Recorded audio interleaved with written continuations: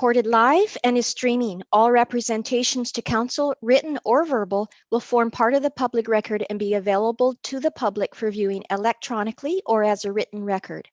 Members of the public may access the meeting or participate in the following ways. 1. Watch the meeting live or recorded. Individuals who wish to watch the meeting may view it on the District of Summerland YouTube channel at youtube.com, District of Summerland, live or recorded. 2. Register in advance to speak during the meeting. Members of the public who wish to provide comment during the public comment opportunities found under items 6 and 9 are asked to register in advance by contacting the corporate officer at corporateofficer@summerland.ca. Please provide the following information: your name and civic address, and how you are going to be participating, whether by telephone or Zoom. Further details will be provided to you upon registration. 3. Request to speak during the meeting. Those who have not registered in advance but wish to speak during the public comment opportunities may connect to the meeting. Connect to the meeting by calling the meeting conference line at 778-907-2071 and entering meeting ID 506-489-9374 and passcode 485186. After I have provided everybody who has registered with an opportunity to comment, the floor will be opened up to those on the conference line.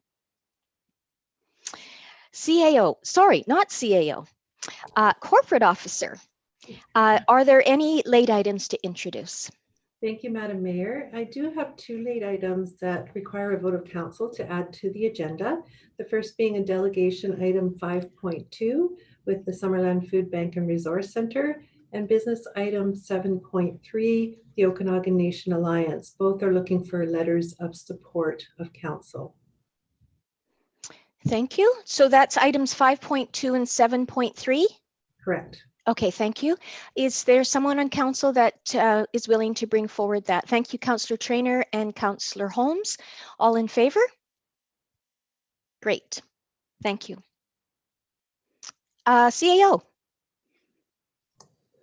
Yes, Madam Mayor, I just wanted to take a moment and remind people for Zoom meeting etiquette, and knowing it's a streaming meeting for the public. It is desirable if everybody can have their cameras on for these meetings, if you have capability to do so, and to remain muted unless you're speaking. So if we can turn the cameras on, that would be great. Thank you, CAO. That's a good reminder for all of us. Okay, so on to item 3, which is approval of the agenda as amended. Council? Councillor Traynor, thank you. Councillor Carlson, all in favor? Okay, great, thank you. None opposed to that. And adoptions of the minutes. There are 4 sets of minutes, still in draft form, of course. Committee of the Whole of January the 14th, Committee of the Whole January the 16th, regular council afternoon of the 14th of December, and minutes of the special council meeting December the 18th. Any changes or errors or omissions in those minutes? All right, could I ask someone to bring, thank you, Councillor Holmes and Councillor Van Elfen, all in favor? Great, thank you. I just had a question, if I may. On oh, the yes, minutes. Of course. I was just wondering why from a year ago that we're approving minutes from a year ago, did they just slip through the net somehow that we never approved them? Or? Corporate officer, thank you. Thank you, Madam Mayor. Yes, actually, these 2 sets of minutes were Committee of the Whole minutes that were never brought to council for approval. So the end of December, when we were reviewing our annual meeting minute schedule, we noted that these 2 needed to come to council. Okay, thank you, Karen. So those are approved. On to delegations. 5.1, Liberty Contract Management, Seniors Affordable Housing Development. And I see that we have Scott And Brian, are you speaking to this as well? Yes, I'm here. Okay, as great. well as Scott. Scott. Okay, great. So please, we're interested in hearing what your proposal is, and please go ahead. Yes, Sure. in brief, we approached with the seniors Summerland Society in Summerland area. So we've been in talks with the developing proposal coming forth with the BC housing project. So Scott, you have some more details on that? Yeah, so thanks very much for having us on the agenda today. Just in very, very brief, this is very preliminary at this time. This is kind of the first of many, many steps that would have to follow. But the Seniors Village, the Legion Village, not associated with the Legion in any way. This is a nonprofit housing society strictly. They have a piece of land that is located 13603 Dixon Avenue. Right now it's currently zoned as residential medium density. So they've got just over 20 units there that they are operating for low-income seniors, been in operation since the 70s. They have a waiting list that is fairly significant. And so the idea at this time is to explore the option of redeveloping that site, perhaps seeing if we could get a letter of support from mayor and council to apply for some additional funding. So we would go through the various funding programs. Everyone may or may not be aware there was a CHF Community Housing Fund through BC Housing. The call is finishing in January. But this year coming up, there should be available funds for seniors housing. And the thought is if everything works out, what would the likelihood or potential be to rezone that property to increase some density? And then we would make some applications for some funding and hopefully bring some new affordable housing units into Summerland. Right now, they are currently renting out, I think the lowest rental over there is about $350 a month, and their newer renters coming in are about $550 a month. So it would be the goal to provide some obviously quite affordable housing if possible, and gear it towards seniors. So it would still be a 65 plus facility there. That is kind of the long and the short of it. In the rezoning, initial thoughts would be, we recognize it's a low density area surrounding it. So this would be a building that would be a little bit different for the kind of immediate area, but hoping to pitch something in the range of 3, maybe 4 stories. And then we would add some density if possible to be 40 to 60 units. And then these would be a mixture of studios, 1 bedrooms and 2 bedrooms. And again, this is as preliminary as it gets. So there's nothing fancy to show today. This is just kind of an introduction to the idea, answer any questions, see if we can get any feedback. And then if things are looking positive, we take the next step. Of course, the seniors, so the Legion Village, they're quite excited. They're very interested in getting this thing redeveloped as well. So I'll turn it over to anybody who wants to ask me any questions now. Great. I'm just going to ask one very easy question for you to answer. I didn't catch the civic address of this property. It's on Dixon Avenue. I remember you saying that. Yeah, 13609 Okay. Dixon Ave. Thank you.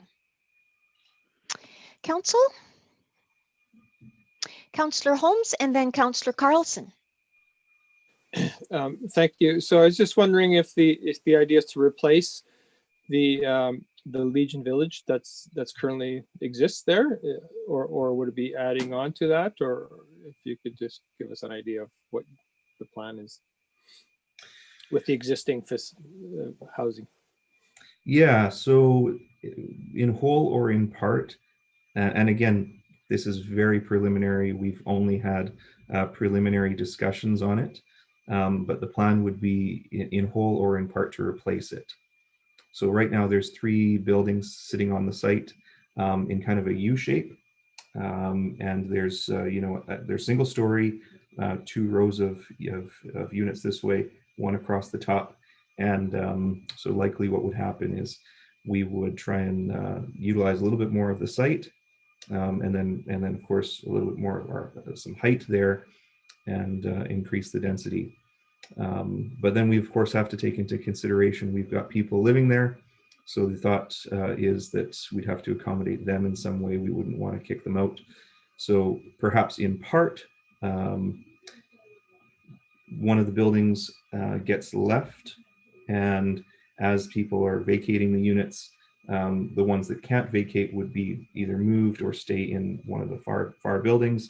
That building stays until such time as a new building next door is fully built. A number of options, but again, this is all very preliminary.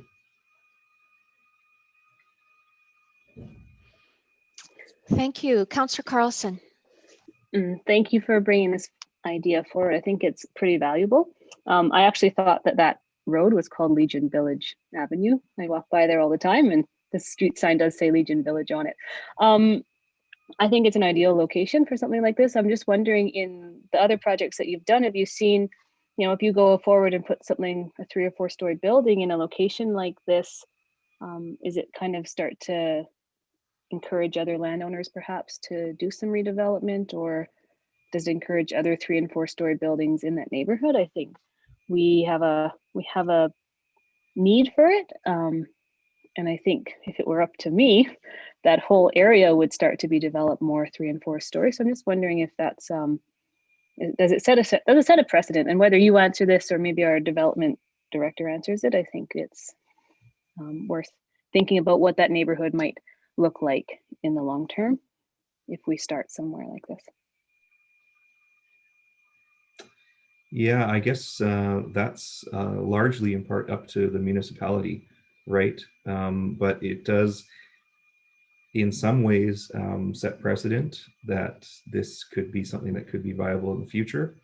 Now, the project that we're proposing is unique in terms of it would be a low income and for seniors. So this is a special project rather than a developer coming into town and wanting to sell condos. So and this is again just my opinion, if Summerland wanted to keep this as a one-of, I think you could say that the precedent is not set, because this, unless you want to do more affordable housing next door, the developers can't come in and just start to, or you say, actually, we want to redevelop that area. We've set a precedent with this building, and so condos is fine. This is, moving forward, but that's up to Summerland to decide. Thank you. Thank you. Councillor Barkwell, I think you had your hand up. Please go ahead. Thank you, Madam Mayor. That's a great location for redevelopment. The purpose of this sort of delegation is just to sort of sense the council's appetite for such a development. I think it's kind of a foregone conclusion here.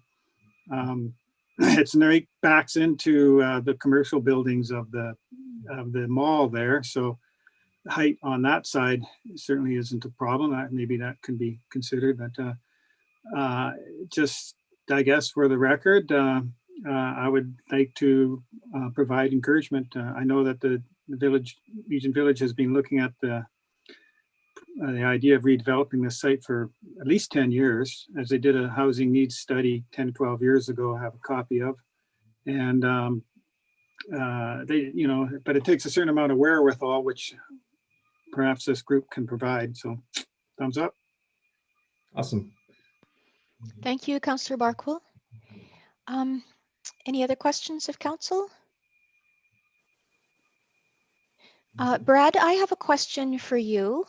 Is this address, the 13609 Dixon, is that currently in the downtown, I guess, neighborhood, the downtown neighborhood planning area? Yes, something that we've already discussed at the Downtown Task Force Committee is the scope of area we want to look at in the downtown area, and we did have some preliminary discussion about having a larger area as part of the lens of the downtown area, which would include Dixon Avenue and also the surrounding properties. And I think the idea behind looking at a larger area is to look at density and encouraging more density for residential purposes in close proximity to the downtown core. So I think what's being proposed would fall in line with the goals of that plan. Good. Good. I'm very glad to hear that. Thank you. Other questions, Council? Okay, I guess the resolution or the motion would be to write a letter of support for this application. Is that correct, Scott or Brian? That's what you're looking for, I think.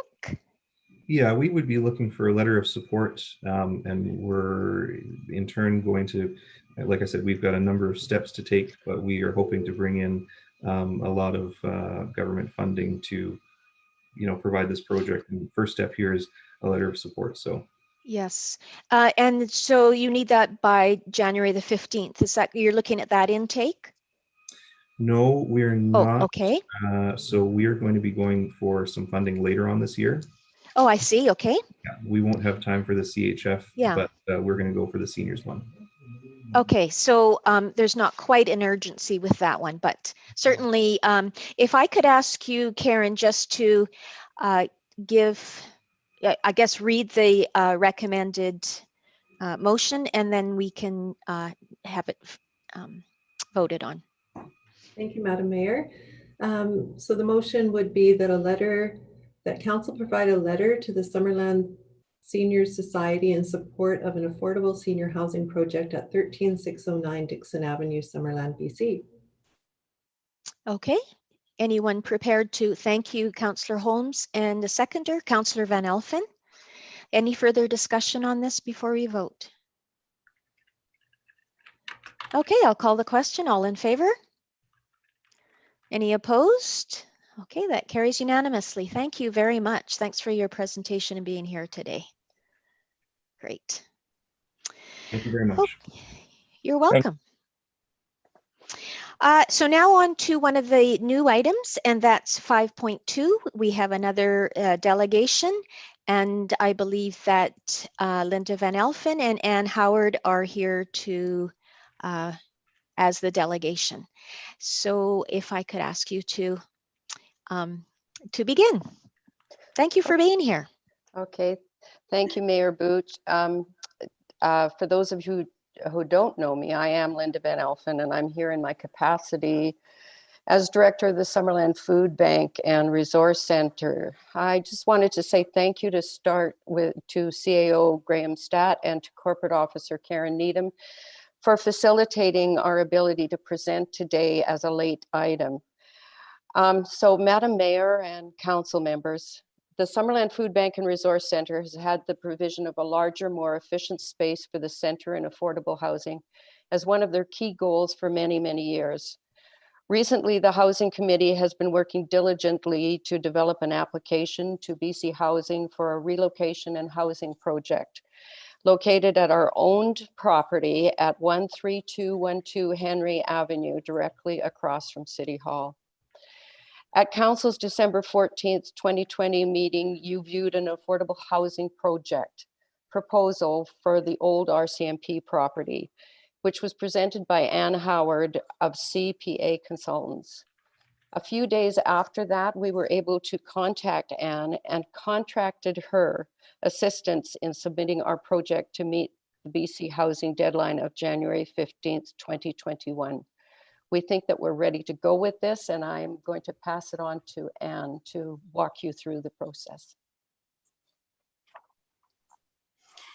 Thank you, Linda, and good afternoon, Mayor and councillors. Karen has graciously agreed to handle the PowerPoint as I ran into some technical difficulties last time. And so if you wouldn't mind starting that, Karen, that'd be great. So let's go down to the second slide already.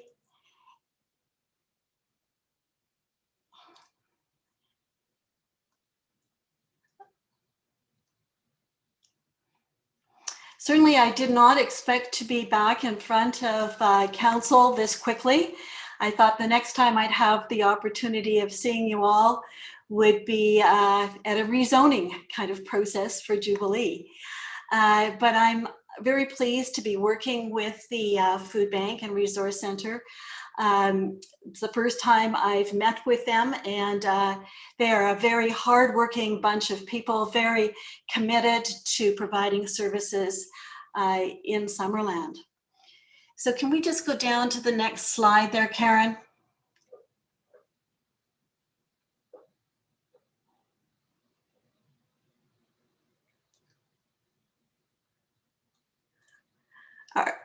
Is everyone else seeing it and I'm not? No, there. Oh, okay. Now we do. Yes, now we do. Great. So what they said to me is we really need some more resource center space, and we just can't wait, keep waiting. We've been waiting for a long time, and we want to get going on this. And we also know that although Jubilee will have some new housing, that it's really important to have some housing right by the resource center, because people there can then just walk down the steps or hop in the elevator and have access to a whole lot more services. It's really close. It can create an area of community. Next slide. So we began working really quickly over the last few weeks, and suffice to say, there wasn't very much holiday time happening. But what we did was come up with a plan that for the bottom floor of that building, it would be wheelchair accessible. We would have staff on site for 5 days a week. There would be office space for partner agencies and space for food storage and distribution right on that ground level. Next slide. We would be proposing to go with 12 housing units. So we would have 2 bedrooms. We would have accessible units as well as 1 bedrooms. In order to do that, you can go to the next slide. Here's a little concept of what it might look like from the street. It is what we're proposing is 4 stories with a rooftop patio, so that the tenants there would have some outside space. We realize that the site is tight, and people still need some community space and a place to go that they can call their own, even though they might be in the downtown area. So on that rooftop, there would be some space for some community gardening, some outside picnic tables, some gazebos, a smoking area, and maybe a little play area for whatever children were living in the units as well. Next slide. So in order to put housing in this very compact space, here's a little example of what we would do in order to create some natural lighting within the building. And that would be so that the living spaces could have some light coming through that rooftop glass. I don't even know really what to call it. It almost looks like a terrarium or something, but anyways, it would be a space there that residents could at least get some outside light and natural lighting. The bedrooms for the units would actually, have to be facing the exterior walls, and that's why the design was created this way. Next slide. So the plan would be similar to all of the BC Housing applications, where we have a nonprofit organization applying to BC Housing and CMHC for construction and operational funding. We've partnered with Greyback Construction out of Penticton They have said that they will work with us on creating the final drawings and putting a package together for BC Housing. And then I will provide some oversight of that development process and support the operational plan. The operational plan is not set in stone at this point. There's several options that I will be discussing with the board around how that space, particularly for the housing, will operate to make sure that we have good quality and experienced people that can manage that type of housing. But at the end of the day, the resource center will own and be responsible for the operating of the housing, whether they do it themselves through contract with other agencies or hiring experienced staff. Next slide. So there has been a lot of conversations that I've become aware of with the United Church and the former plan. And what has evolved over the past week or two is a recognition that the United Church just is not ready to go forward at this point in time. Their concept plan is not fully developed. It will take some more time to do that. And in the meantime, they are supporting the resource center in moving ahead and making this application to BC Housing.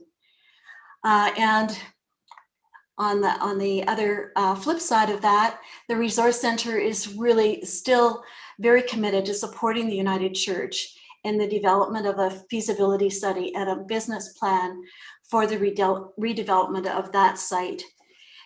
What could happen in the future is this application that we're making to BC Housing. Once it's evaluated, we'll find out whether we can move quickly on it, or we're going to have to wait a little bit. One of the financial implications of this plan is that the food bank will need to do some fundraising, and that's going to take some time.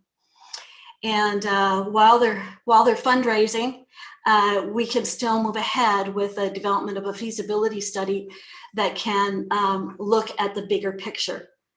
And so that's what we would propose to do. My background would be that because we have because we need to do the fundraising component of this, we might get on what used to be called a B list. If they still do that, I don't know. But it would give us some time to talk with BC Housing, perhaps get some more pre-development funding to develop a different kind of scope of work, or just complete the scope of this one. So that's our plan, and it's come together, like I said, like we both said, very quickly. And what we're coming to you today is for a letter of support. I know in the future we'll be probably coming back to you, whether it's for the big project that might happen, or whether it's for this project, to get some support from the District of Summerland for some other kinds of things that Summerland can be a part of. But at this point in time, I think our request is that you would support us in going forward with this submission to BC Housing. Thank you. Thank you, Anne. Go ahead, please. Linda, I think you wanted to speak to the relationship a bit more with the United Church, and I skipped that, and I'm sorry. But I'll do it very, very quickly. Probably some of you know that we've been back and forth and back and forth and back and forth with the church on Zoom and emails and things like this. And basically what the United Church finally said to us, and I think it bears paying attention to, is that they would continue to work together on the larger project, that we should continue to work together on the larger project. that the Summerland Food Bank and Resource Center and United Church both hold the vision of a larger project that would include the food bank and resource center, the church, and affordable housing. However, they supported us in moving ahead with this individual project because they felt that it would be a way of getting our foot in the door in order to be talking to BC Housing.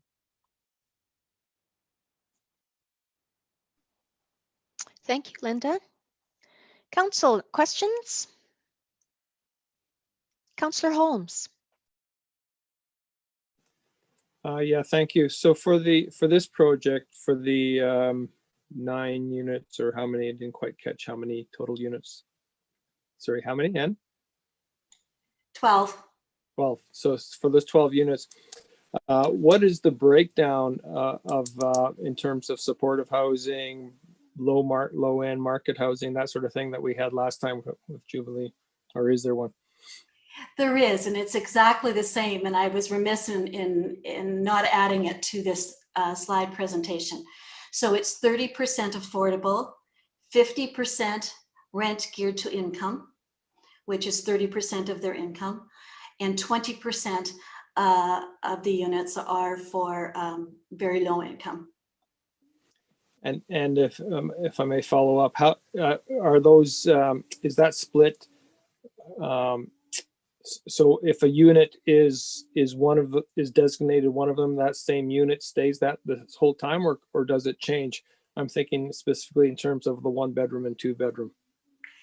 It's very flexible in that way. The percentages need to stay the same, but and it's an average over time. I mean, it's going to fluctuate a bit, but it will be, they won't just be 1 unit is always designated. In our proposal, we do split it out so that, we have 1 bedroom.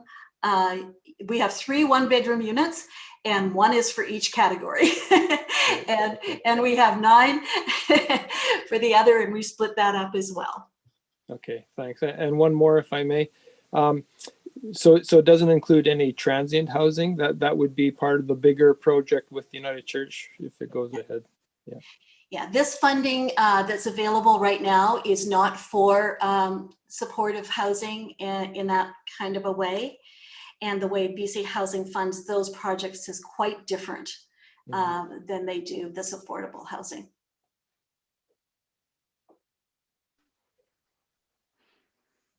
Councillor Van Elfen. Thank you, Madam Mayor. Question through to Mrs. Howard, if I may. Has there been any discussion with the group of possibly looking at going higher with this building, a possible 5th floor? And if so, would that give you any more clout with BC Housing as per additional units? There has been a fair amount of discussions about a 5th floor. Currently, the zoning permits 4, and we would have to come back to council for their support to go to the 5. If council were supportive, then I think the group would certainly welcome that. I think that there are some maybe some constraints in the fact that it's a small building, and to go really high might look a little odd in the present environment, but that would be a challenge that we put to our design team. Thank you.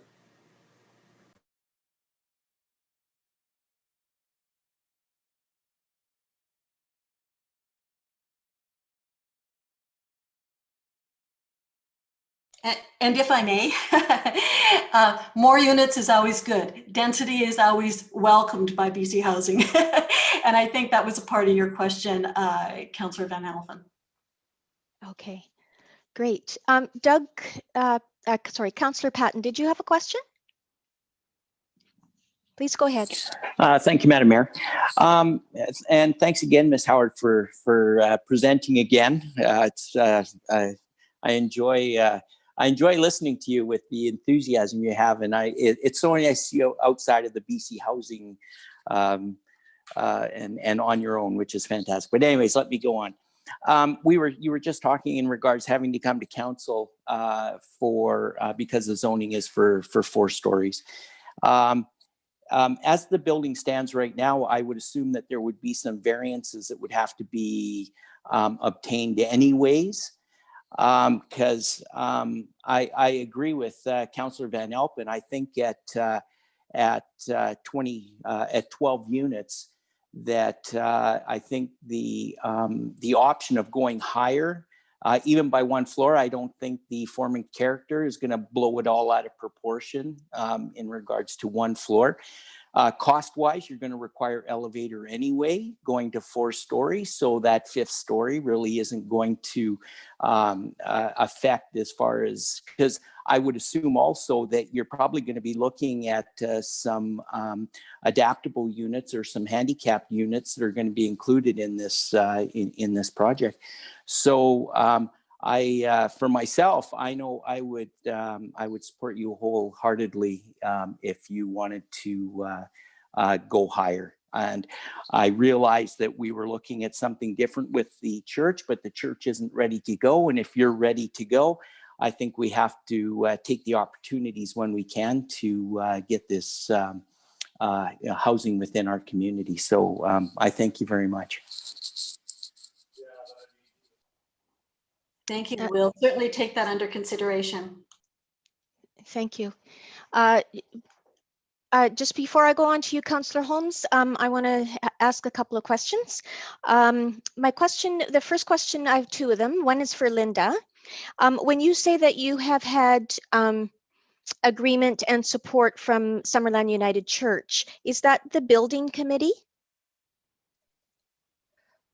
It is the building committee, but I know that they did take the whole question to the trustees of the United Church as well. Yes. And then beyond the building committee, they went to the, let me get this straight, it's the Pacific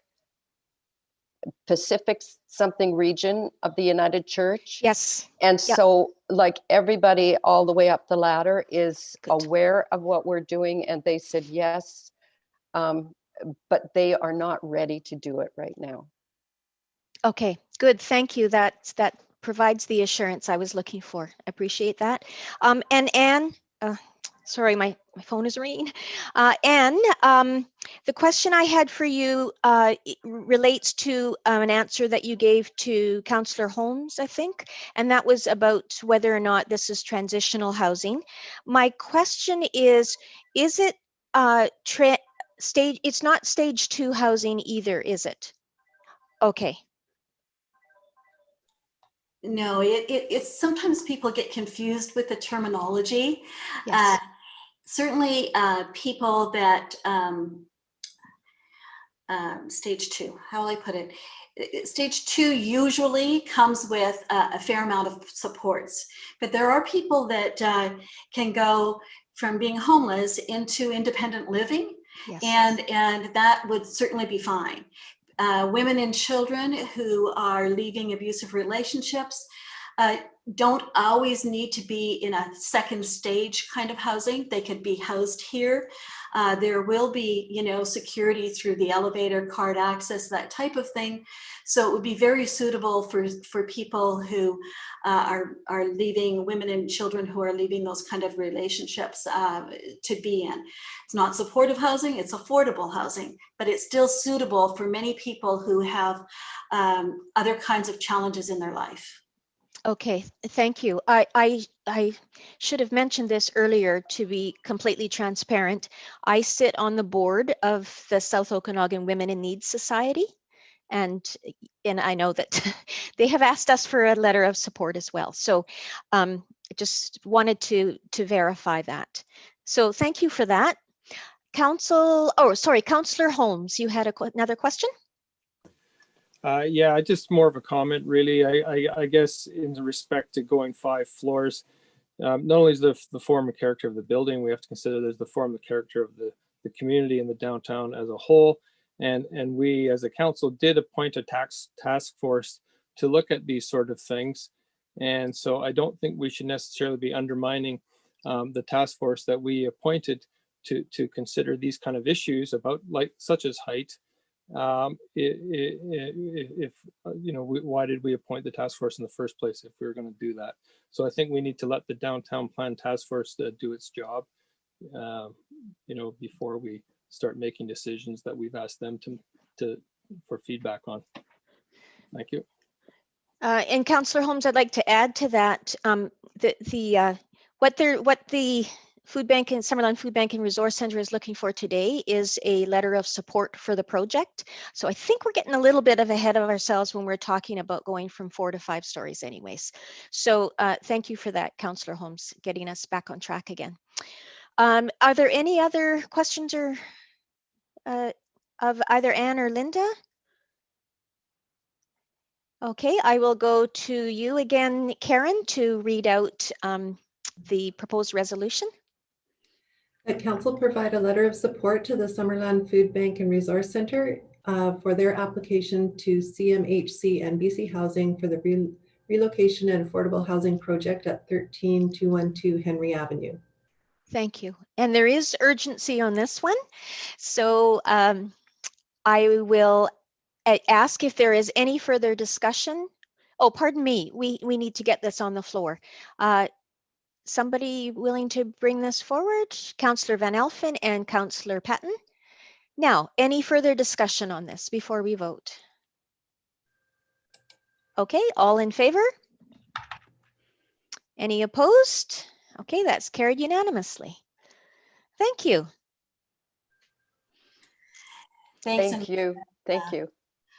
We'll see you at a rezoning next. That's right. Thank you so much. It's so exciting for us on council, if I could speak on behalf of council, to have, you know, it's kind of like it never rains but it pours. It's been so dry in terms of affordable housing, and now all of these, one after another, these very exciting opportunities for the residents of Summerland. So thank you so much for coming forward, and we're happy to supply that letter of support, and wish you all the best as you move forward on this and other projects. Thank you. Thanks again. Bye-bye, Linda. Thank you, Anne.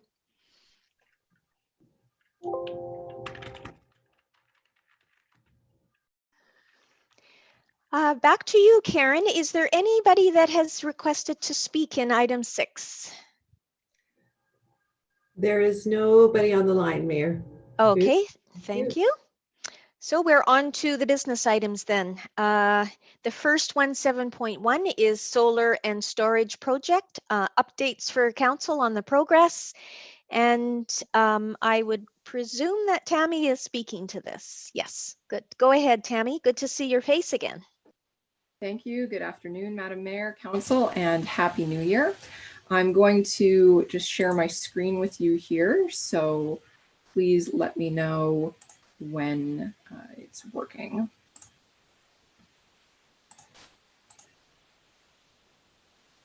Can you see the presentation appropriately? Yes? Okay, great. So Council, as outlined in your packages, staff are presenting an update today on the solar and storage project progress, and in particular on the hazardous materials abatement on site, as well as the engineering, procurement, and construction phases of the project. Council will recall that in order to evaluate the presence of contaminants on site, a stage 1 and stage 2 preliminary site investigation were each completed. The results of these studies included recommendations related to hazardous materials on site, which required removal, and some of which required special handling and disposal. A hazardous materials risk assessment was completed to guide the abatement and removal activities in order to ensure the safety of workers and visitors to the area was protected, as well as the environmental integrity of the property. Specifically, there were a number of pipes containing asbestos and lead that required special handling on the site. The materials you see in the photos on the screen have now been removed from the site with the assistance of a qualified abatement firm and a third-party inspector. These are photos of some of the larger pipes following the removal of the asbestos-containing wrap and ready to be taken away for final disposal. In total, over 12,000 kilograms of material have been removed from the site to date, with further works required in the coming months. Here you see some of the materials that are left to be removed from the site. The asterisk beside concrete indicates the possible presence of silica, which was a hazardous material in the technical reports, and which means that the full site abatement won't be completed until this particular material is removed as per those technical reports. The rest of the materials are non-hazardous debris that will be cleaned up as part of the site preparation and works. Again, the idea is that at the end of the project, the area will be fully remediated to a more natural state, which is good not only for the environment and aesthetics of the area, but also for the efficiency of the panels, as the vegetation understory will lower the temperature on site, which increases the efficiency of the panels and their ability to produce power. Turning to the engineering, procurement, and construction phases, the district released a request for proposals in fall of 2020 with two distinct work packages: RFP and engineering support and quality assurance services. There's a small typo here, Council, my apologies. 14 responses, not 16, 14 responses were received, 12 for each of these packages and 2 for the RFP support only. Each of these was evaluated and scored separately. I'm very pleased to announce that ATCO Power was the top ranking proponent for both packages, and that we've successfully entered into a contract with them to complete both work packages. As you may know, Council, ATCO is themselves an electric utility, and this provides invaluable insight into the project, both from the short-term development perspective, as well as our long-range operations and ownership of the project. ATCO has recently completed practically identical scopes of work for solar and storage projects in smaller communities, and their enthusiasm for this project really stood out in their proposal and the subsequent vendor interviews. So we're very much looking forward to working with them. Moving forward, over the next several months, we will be developing the full engineering, procurement, and construction RFP, releasing it, evaluating the proposals, and hopefully hiring a vendor to move forward with. We'll be completing the hazardous material removal that I spoke to a moment ago and beginning the detailed design of the project, which will of course include consultation both with council and the community. We'll be finalizing the technical specifications and the selection of the various equipment and putting in our orders for that equipment. While we wait for it to arrive, we will be beginning site preparation, and that's anticipated to start this fall. Through 2022 and 2023, we'll be completing the preparation and installation and eventual interconnection of the installation, including the upgrades to our electrical utility.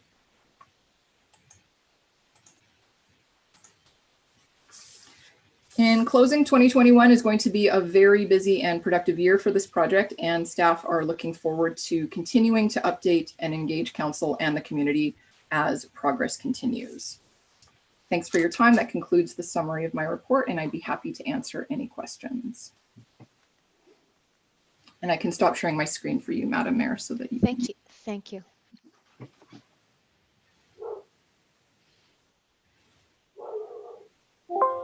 Councillor Barkwell.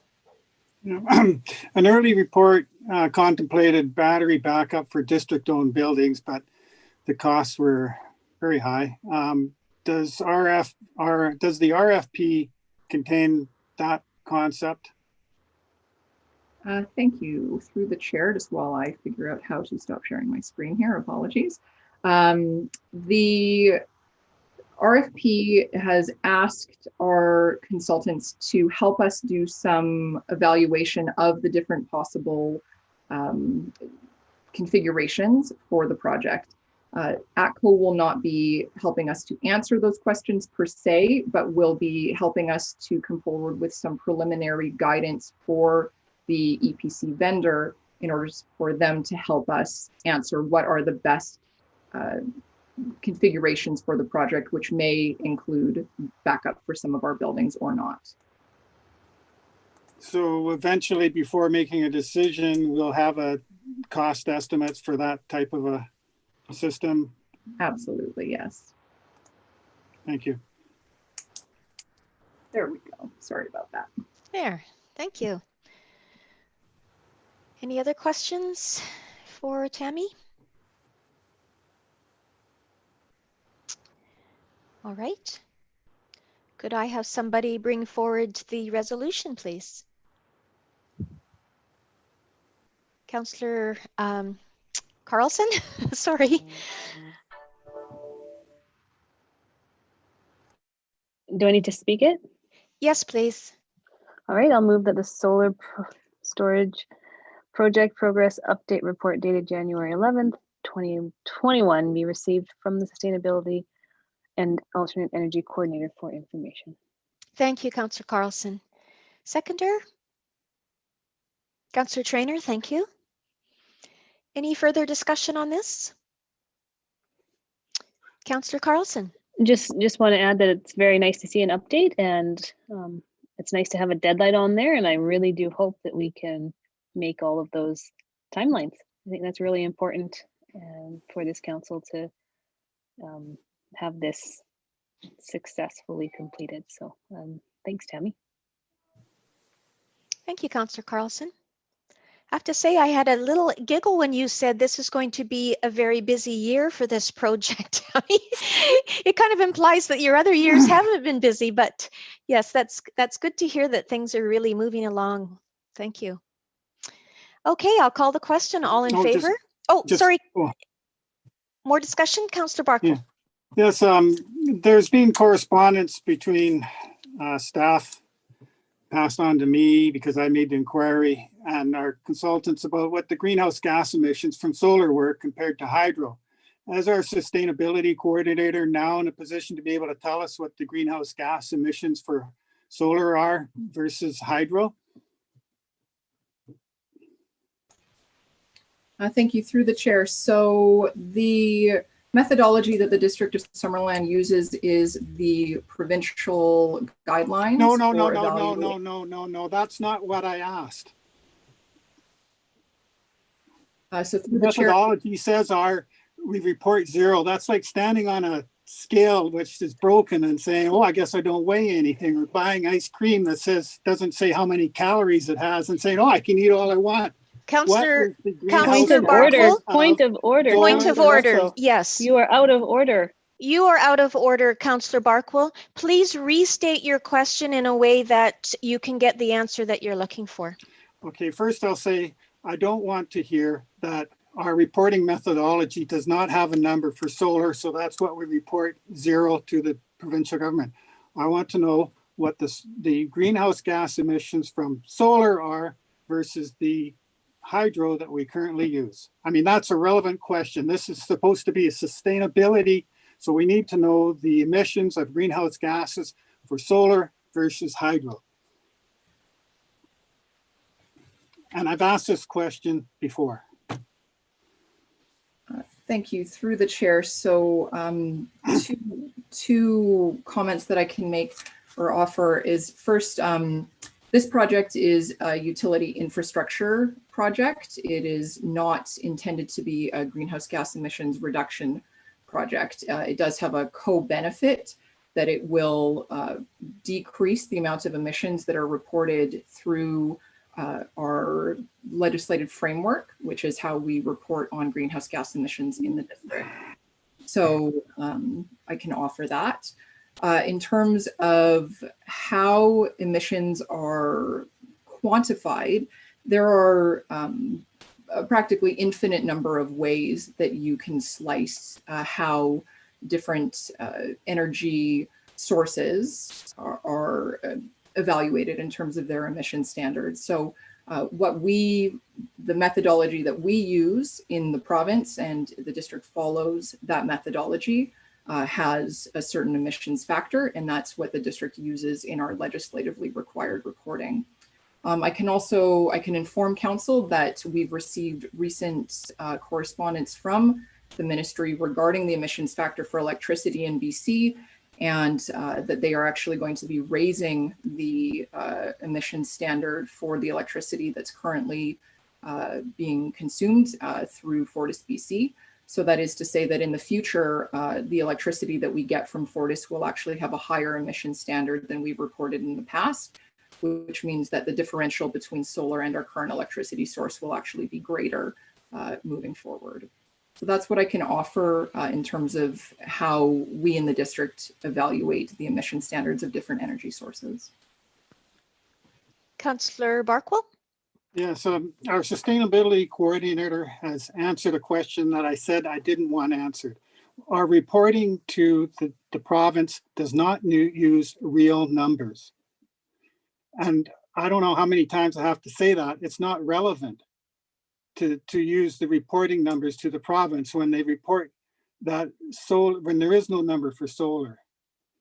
The consultant from Fractal at our July 13th meeting reported that took our number for Fortis, which is 2.5 grams kilowatt hour, and that's how emissions from electricity are reported.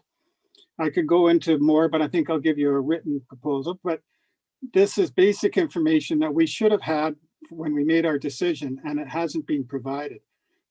And he multiplied it by 35, which was the number of years that the solar panels they expect to live, and said, oh, well, you have to compare that to 90. Well, that's completely false. It's painfully wrong. And we've written to him, and he admits that that was wrong, that he tried to compare 90 grams a kilowatt hour to current hydro production. Studies by Stantec Engineering for BC Hydro say that the 11 grams a kilowatt hour is the expected lifetime emissions from hydro in the Site C. Our current hydro numbers, and I have them right here, if you would like, and I can share them with you, are about 10 or 12, very similar to year. The 2.5 grams from Fortis per kilowatt hour is because they only use the annual emissions. They don't incorporate the construction costs, because construction, well, that horse has left the building. You know, those gases have already escaped, so that's not relevant to current use. What you want to compare is new sources of electricity and the greenhouse gases associated with them. So if you say you are concerned about the environment, if you can say you are concerned about sustainability, then you will compare the greenhouse gases from solar production versus hydro production. Everybody thinks solar is great because it's replacing coal. Coal has 500 grams a kilowatt hour. Gas would have 250. We have 11 grams a kilowatt hour, and all the studies that I have, and which our consultant has now provided, show that solar has 40 to 50 grams of emissions per kilowatt hour. So we're doing a project which is harmful to the environment, 4 to 5 times worse than our current emissions. And that information wasn't presented to us when we were making our decisions. And as Councillor you can see, Barkwell, it's I am really going hard to to draw that interrupt. out. Councillor Barkwell, I am going to interrupt you. I don't appreciate how you are setting Tammy up. You're asking her for an answer to a question that she is having difficulty answering. You already know the answer to that question. That isn't fair. Share it with the rest of council before asking the question. Then we'll all know. Secondly, Tammy stated right up front that this is an sustainable infrastructure program or project. There is a difference. and simply stating that comparing the GHG emissions between hydro and solar, when we've just heard, and we all know that this is a sustainability project, there are all kinds of different ways of measuring sustainability. Tammy, if you would care to answer any more, go ahead. I'd like to respond to that, Madam Mayor. I'm going to go to Tammy because you were asking, well, you actually weren't asking a question, but you were going on about this GHG matter. I would like to have Tammy to respond, and then I will go back to you, Councillor Barkwell. Thanks. Through the mayor, what I can offer council is a couple of things. So first, Fractal is not a GHG emissions expert firm. It's not their core area of business or expertise, and so I would tend to rely more on the Ministry of Environment and their team, which is dedicated to this work and their expertise in this area for properly evaluating, particularly not only Canadian, but BC direct emissions than I would an American firm who it's not their area of expertise. So we rely on the expertise of the ministry and their in-house staff for these types of answers. And I just also want to be clear, you know, for council that, and hopefully that's been clear all along, that there's no such thing as zero impact energy sourcing. There is no form of energy that does not have an impact of some type. And so absolutely solar has an impact, as does our current source of energy. And so hopefully that's clear, and it's clear that staff are aware that this is not a zero impact energy source, as there is no such thing. Thank you, Tammy. Back to you, Councillor Barkwell. Yes, correct. There's no zero. Nobody was trying to say it was zero. The relevant question for this council is, what is the impact of solar versus hydro power? I have here the studies from BC Hydro themselves. Studies by Stantec Engineering on our own sources. And you're right, Fractal isn't an expert in that area, but they completely misled council at our meeting, telling us it was 90 grams a kilowatt hour. And it wasn't a forum where we could start arguing with them. And they misled council, saying that newer studies were much lower than the UN studies I quoted. I couldn't start arguing with them about that at that forum. What we need to look at, and what we need the answer for, whether it comes from the ministry, and we know twice our sustainability coordinator told us at our July 13th meeting, was that Summerland reported, according to the ministry guidelines, which don't have any numbers for solar. Well, at least they don't have any numbers yet. Maybe they will in the future, but it's not relevant. What's relevant is what the actual number is, and nobody's giving us that. And they don't want us to know, it would appear. But I think the public should know, and the public should know, and I'm going to make sure they know, and that council is going to have to live with this decision. And also, council is going to have to live with the decision on the financial aspects of it. Councillor Carlson. That's the end of my... I just have a question for you, Councillor Barkwell. When we started discussing this solar project and the fact that there was a grant opportunity and the opportunity to actually do a sustainability and resiliency project for our community, all of this anger that you currently are throwing at us through this computer screen wasn't there. And all of these questions that you continue to ask, even though you have the answers, as far as I can tell, you have the answers. You're trying to get the answers out and get people to agree with your answers. I'm just wondering, you know, we had our conversations last July about the location. So in my view, your opinion of this project changed when the location was being discussed. And I want to know, is that true that this I came, could or respond is to it that. that you've always disagreed with the solar project? When the project was first proposed, I was as enthusiastic as the rest of council, but at that time, I wasn't aware of I had assumed, like most of the world does, that solar is beneficial to the environment. And that it certainly is. Everywhere that you're replacing coal and gas, you have big farms, it's replacing terawatts of electricity in Arizona and China. But when you have hydro, and I wasn't really sure it was a surprise to me to get these numbers. And I tried to bring it out prior to the July 13th meeting. At the July 13th meeting, we never really, and I believe that it was the responsibility of council to be asking that question, to know what the environmental impacts were. We were operating as under an assumption, I believe, that it was better, and nobody was telling us that it was different. And as you can see, I'm raising the same points I raised 6 months ago, and nobody seems to care. And our sustainability coordinator, I think it should be her first priority, not doing a nice project, because what you said, well, I won't even bother repeating what you said because I don't think it's very flattering.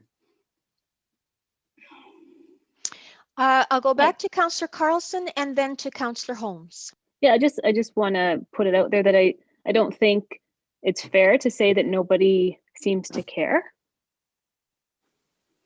because that's not true. Councillor Holmes. Yeah, thank you. First, I like to say I've never really framed this, seen this as a hydro versus solar kind of question. There's so many other aspects to this project which have been discussed and discussed and discussed. I could say that nobody seems to care about all the things that I've spoken about in the past, but I'm not really interested in saying about repeating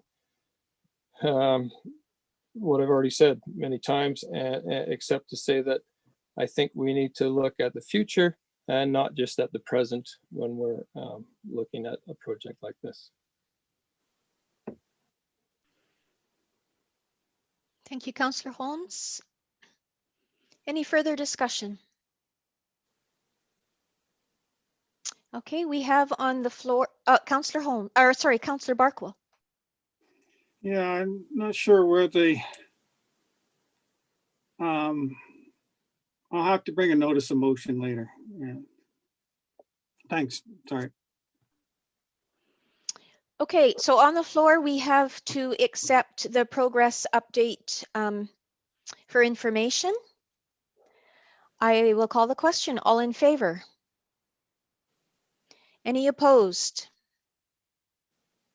That is carried unanimously. Thank you. Thank you, Tammy. On to item 7.2, Investing in Canada Infrastructure Program, COVID-19 Resilience Infrastructure Stream Funding Application. And this will, I think this is one for Chris. Yes. Actually, Madam Mayor. Thank you. I'll introduce it, if that's okay. Okay, yes, absolutely. Thank you. Yeah, I'm just going to outline a few high points that you'll see in the report, which I'm sure you've already had a chance to look at. The first is that there are program parameters, as you can imagine, which do constrain the nature and type of projects that we can put forward in this program. So some analysis have been done by staff, and you'll see shortly staff will walk through some of the projects that were considered and hit the high points there. The second is I wanted to make sure council understands that the work of any project has to be completed by December 31st, 2021. So less than a year, time sort of running by. And of course, there's always the option to request an extension, but behind the scenes, we are being told that it's unlikely that extensions would be granted at this time. There's some constraint there, I think, on the funders' side. And then lastly, I just wanted to point out, as you'll see in the report also, that we can only put forward for one single project. So there's, I think, a lot that are of interest and we've explored, but it's just one single project we do need to select if, in fact, it is council's wish to proceed. And so with that, I'll turn it over to Chris. Thank you. Thank you, Graham. Thanks, Graham. Thank you, Madam Mayor. So as noted in the report and in the attached program guidelines, the scope of this program is fairly diverse. It can range anything from retrofits and repairs and upgrades to buildings, to active transportation, to disaster mitigation and adaptation infrastructure. So with that wide scope, staff looked at the capital plans for the next few years and identified 11 possible projects that could be considered. As noted in the report, there's a description under each. I'll just briefly go through them, but of these, 9 were not recommended for various reasons, either due to the construction completion timelines, or we've already applied for funding under a separate program. So first off, Giants Head Road. So the active transportation portion of this project could be applied for at $1.3 million. Staff have been directed, though, to investigate short-term options for the roadway repair in 2021.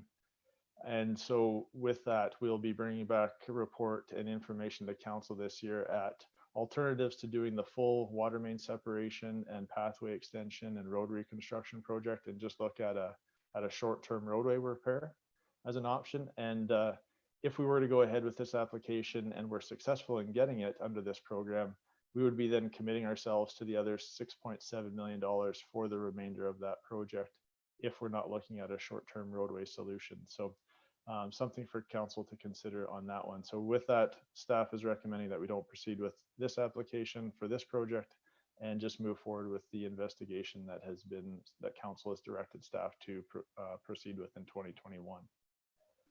Could I just stop you for a second, Chris? Yes, for sure. I'm wondering if council would like to comment or ask questions as we go through each one, or hold it to the end, and what is your preference, Chris? So Yeah, council? Oh, sorry, go ahead. No, definitely. If there's questions along the way, I would definitely encourage those. Okay, council, any questions on the Giants Head possibility, Giants Head Road? All right. Okay, next project was Memorial Park Playground. So looking at a $200,000 to $250,000 project in Memorial Park to replace the structure that's currently there. This one, however, is eligible for funding through our DCC reserves. Thus, there's no impact on the taxation. So if we proceeded with this grant, we could be getting federal and provincial funding dollars. However, we already have significant reserves and limited projects that we can apply DCC funding to. So we would suggest not proceeding with this project. Questions, council? All right, number 3. Next is the T-pier replacement down at Rotary Beach. So this one's slated for design in 2022 with construction in 2023. Prior to that, though, we're looking to do in 2021 a waterfront concept plan for Rotary Beach and Peach Orchard, which would help identify the scope of what this replacement will be for this structure. So with not having that plan completed yet, we'd be a little bit premature to apply for the construction of this project under this program. Okay, no questions on that one. The fourth one was Rotary Beach and Peach Orchard washroom upgrades. We've submitted under a different program under the Community Economic Recovery and Infrastructure Program in October of 2022 for 100% funding to look at the replacement of these 2 buildings or improvements to these buildings, to look at winterizing at least one of them and improving the accessibility and any other parameters to make them more user-friendly under the current COVID restrictions and parameters that we're looking as far as additional spacing within them. But the big component would be winterizing one of them for all seasonal use throughout the whole year to encourage use of our waterfront trails.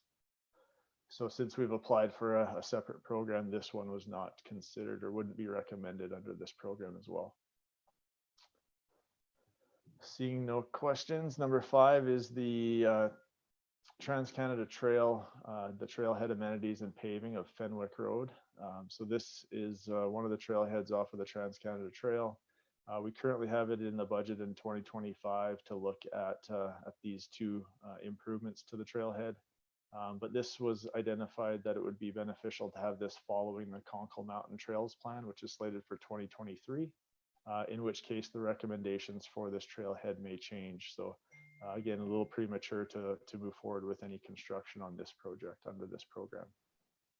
Could I just ask one question about this? I'm wondering if this is also considered an area in the Parks DCC that we might be able to do this particular project. Let's see, I'm just trying to, yeah, $115,000 in the future.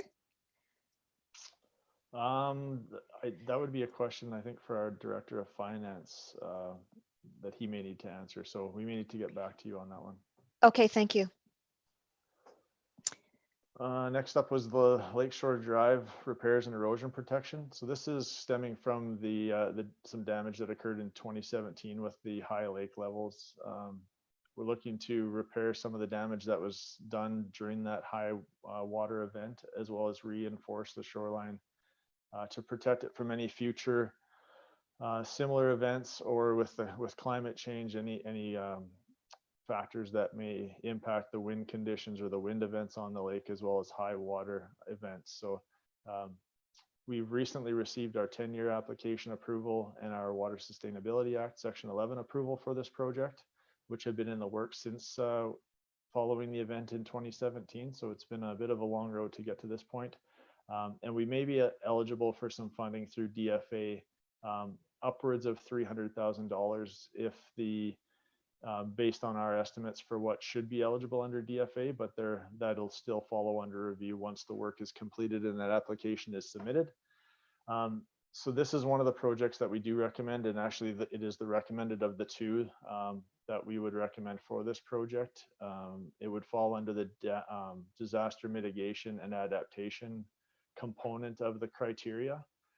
Just with it being the only link to Crescent Beach, as well as the corridor for the sewer force main that comes and serves from Crescent Beach.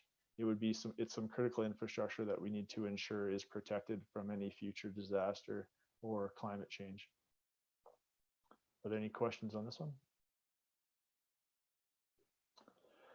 No. Okay. The other one that we recommended that would be eligible for consideration under this one from staff's recommendation would be Powell Beach groin reconstruction. So this is an existing structure that's on the east end of Powell Beach that helps protect the beach from scour, from wind events and wave events, and protects the sand in the beach that's there around this park amenity.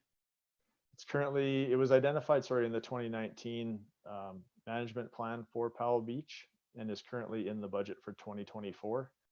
So it is one that could be moved up if council wished to proceed with it under this application. There would be some design work that would be required. However, staff feels that it could all be completed in 2021 if it were selected as the approved project. Okay, the next 2 were brought forward from the Trails of the Okanagan Society. The first one was the Fur Brigade Trail and connecting the community. It looks at a cycling route through Summerland from the Fur Brigade Trail that's along Garnet Valley, and then to the existing route on Peach Orchard Road. So it would be the connection from the south end of Garnet Valley through to Peach Orchard Road on the east side of Highway 97. This project wasn't identified in any of our rec or trail master plan work that was done recently, and therefore estimates for this project are currently unknown.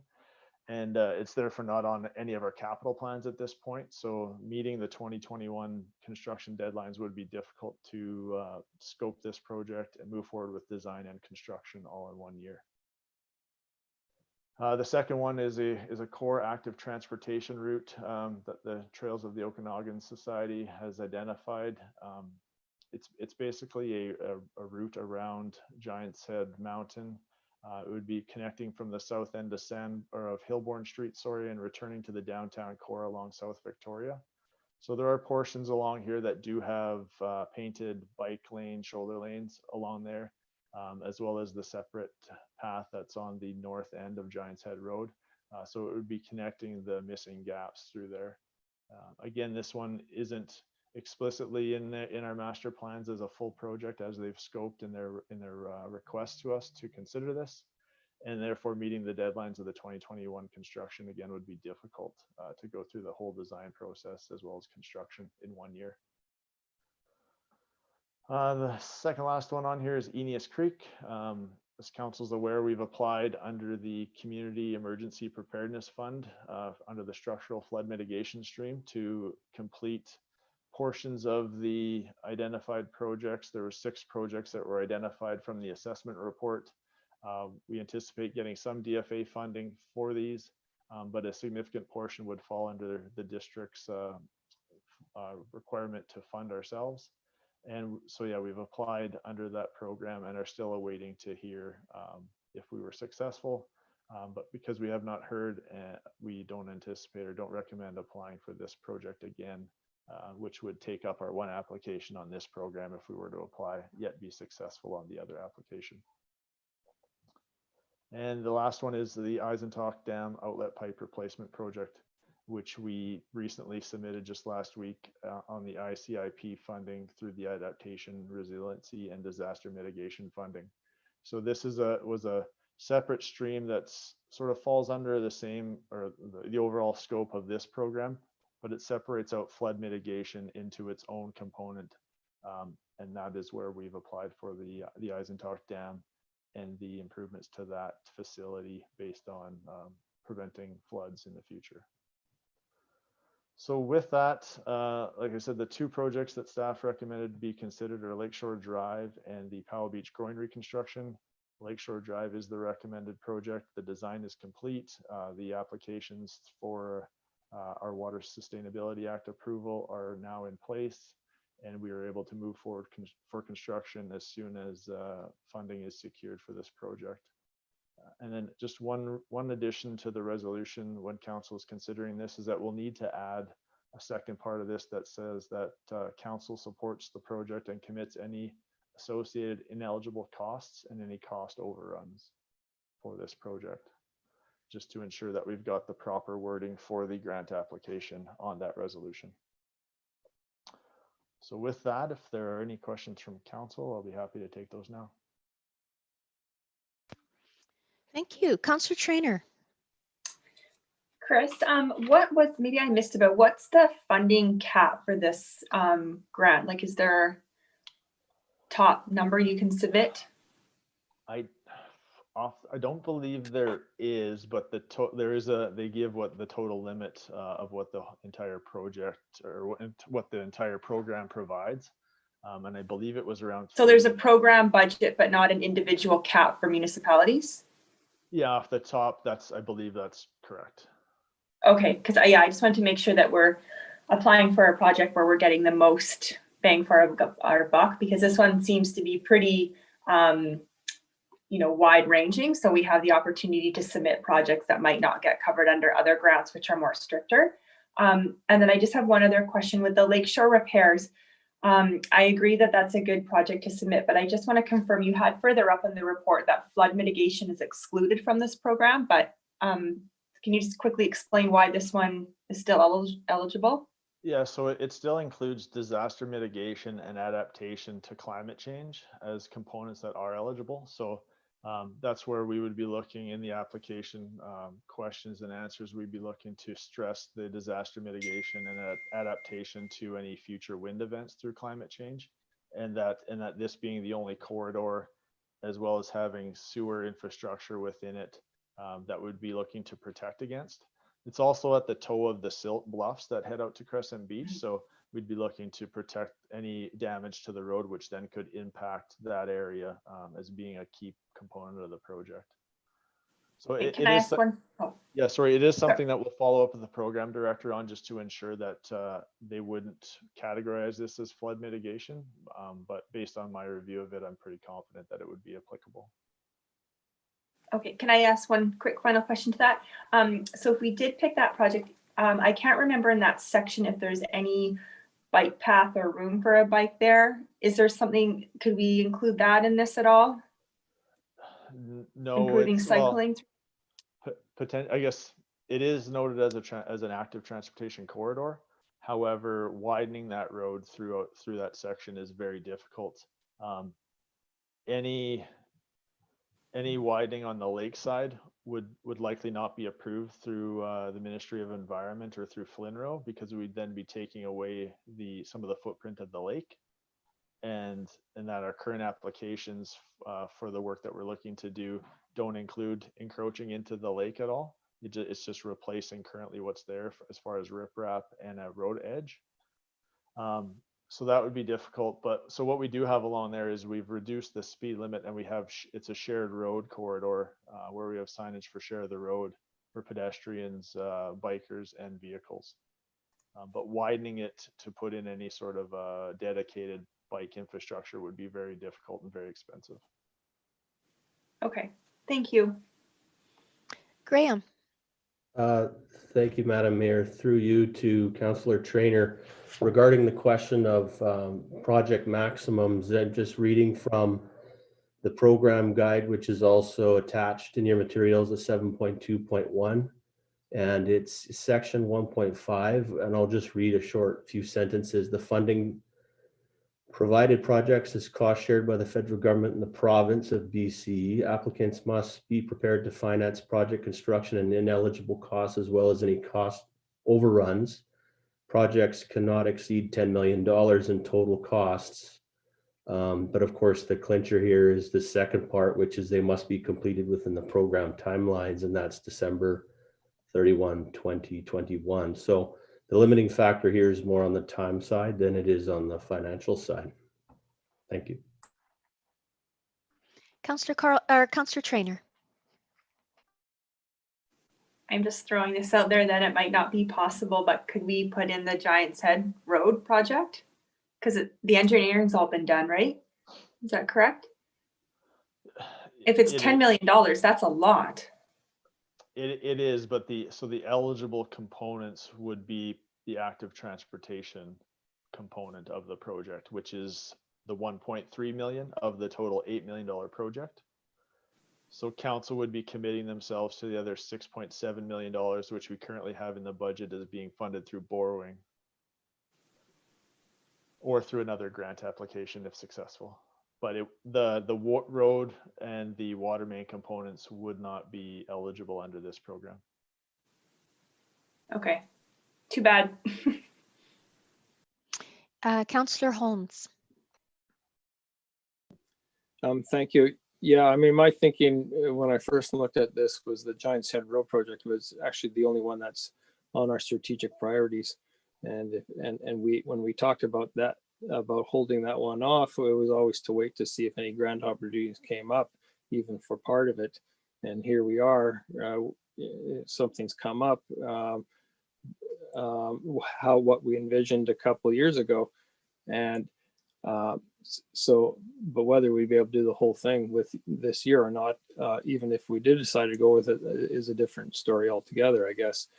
But I'm wondering, with the bike path now, isn't the designs to continue that bike path separate from the actual road itself, and would it be possible to make the Giant's Head Road bike path a separate project? Yeah, so we looked at that further at one point in the past when there was a Bike BC active transportation grant that was coming forward. Likely with all, you would be limiting yourself, and you would be probably ripping up a large portion or sections of that pathway if you were to extend it separately ahead of the road and water main works. Yes, it is going to be separated all the way down to Gartrell Road to the Y. Which is about 1.6 kilometers of this stretch that we're looking at. And then there's the additional 1 or 1.1 that's south of there that would be shoulder lanes. But it would be very difficult to go ahead with the pathway first and then to try to work around it with the water main works, with the extent of the excavations that are going to be required for the water main installations as well as widening and straightening out and changing the alignment of the road slightly in areas to make it work, you would probably lose portions of that trail during that work, and you would have to go through it with some services, and you would be creating just another obstacle for the roadway construction and water main construction if and when that proceeded. Yeah, can I follow up? Yes, please go ahead.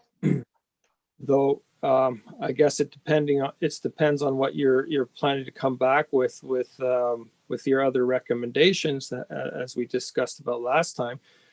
So that's you're talking there if we do the full twinning and the whole full project. But if you're planning to come back with something that's more of a repaving job, or I'm not sure what it is you're planning to come back with, that might be some sort of following on what we talked about last time, then maybe the pathway would be feasible. No? Yeah, I guess if council ends up committing to a shorter term roadway repair, then yeah, the intent of that would be to stay within the existing limits of the asphalt and not widen the road or change the grades at all. It would just be improving the surface of the existing road that's there. That being said, if you then wanted to go ahead with the pathway extension as part of that, it would just again be something that might be impacted in the future when you're looking at the water main system replacement as well. The challenge on that one would likely be more of the timelines of getting the construction completed. Yes, the design is basically done. But rolling that out and trying to move forward that large of a section this year may pose some difficulties, but if it is just limited to the pathway and the road surface, it may not. But I think that discussion still needs to be had with council once we pull together the information on the roadway options to decide if that's ultimately where council wants to go versus a full reconstruction of that corridor. Graham. And just a reminder, Madam Mayor, the project application deadline of January 27th so this month. Yeah, important consideration, that's for sure. Not a lot of time. Any other questions?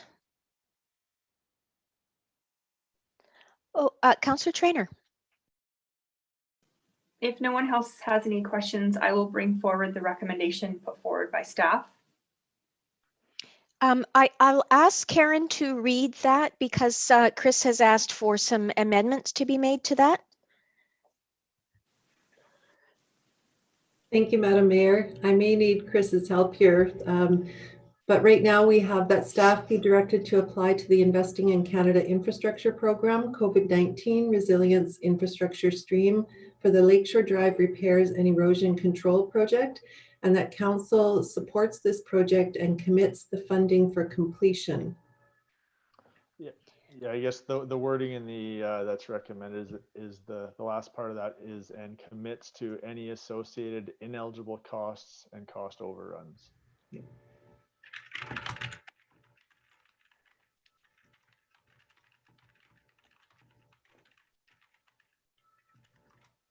Okay, and that council supports this project and commits to any ineligible costs and cost overruns. Good, thank you. Councillor Traynor, are you willing to bring this forward still? Yes, I am. Chris, could you just quickly tell us what those cost overruns could be, just so we have an idea if they were to come up before I bring this forward? Yeah, so in the application, you're required to outline the scope of work, and they typically they'll cap you at the amount that you've requested. So if you go out to tender, or if you run into any unforeseens during construction, those additional costs may not be, even though they may be eligible, you will be capped at the maximum amount that you were approved in your application. Okay, thank you. I'll bring this forward. Seconded by seconder, Councillor Patton, thank you. I have a question related to your response to Councillor Trainer a minute ago, is in your application, have you built in some contingency, or are you not kind of allowed to do that? No, you are. Typically, there's a percentage amount on the cost estimate that you can have in there for contingency. Good. So that might lower any cost overruns. Thank you. Yep. Okay. Any further discussion on this? Okay, I will call the question. All in favor? Any opposed? Councillor Holmes is opposed. Thank you. That carries.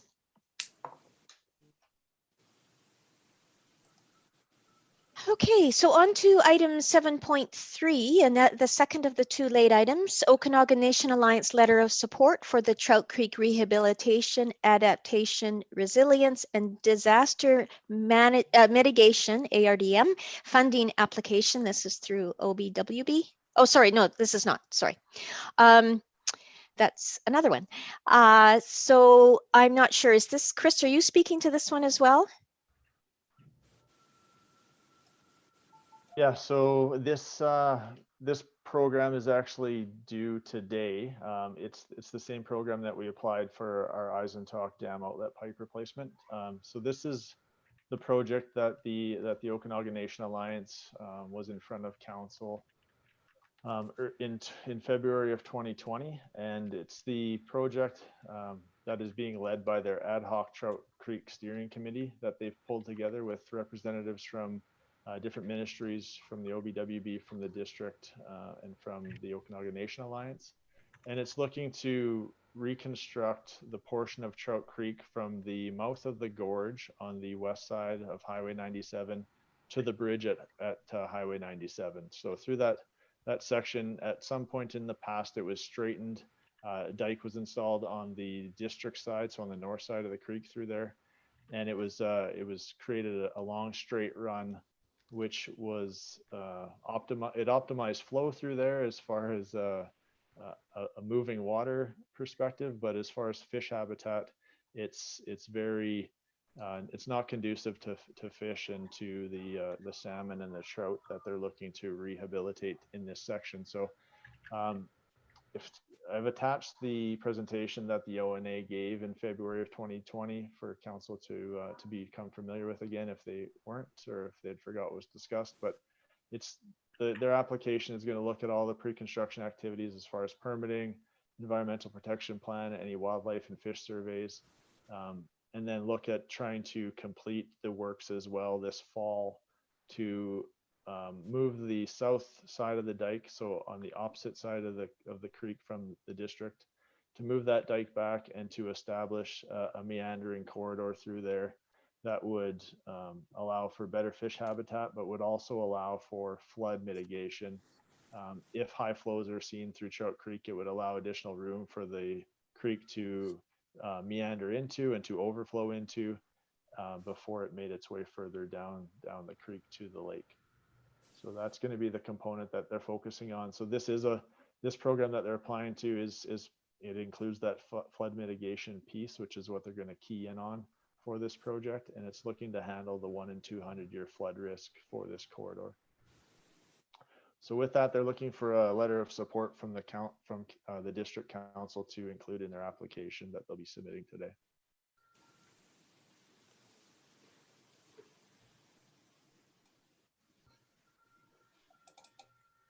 Chris, Madam Mayor, is it my turn?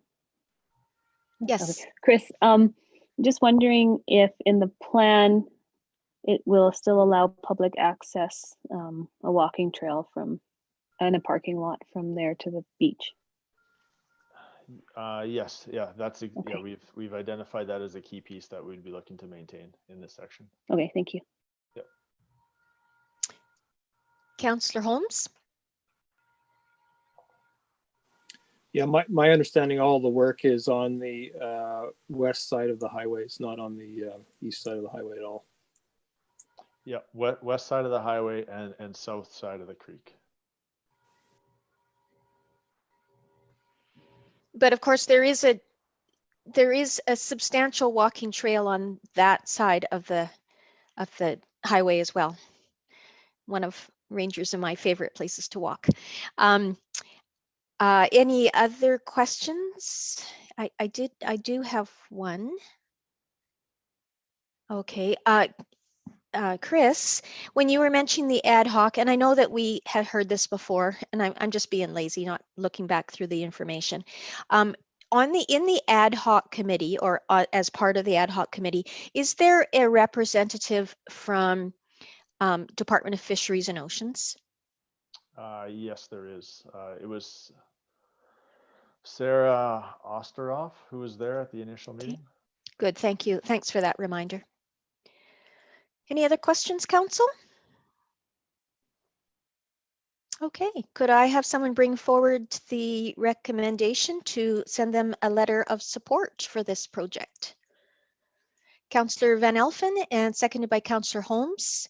Further discussion? And this letter has already been drafted in anticipation of a positive response from council because they need it today. So I will ask the question. All in favor? Any opposed?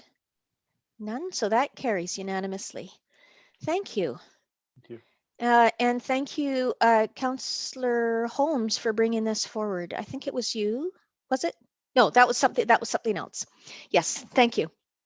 That's later on today. Okay. I will ask you again, Karen, anybody interested in speaking at this second comment period? Media? Madam Mayor? Okay, thank you. And so I will ask for a resolution to close the meeting to the public, please.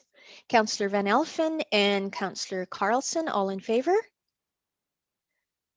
Okay, great. Thank you. So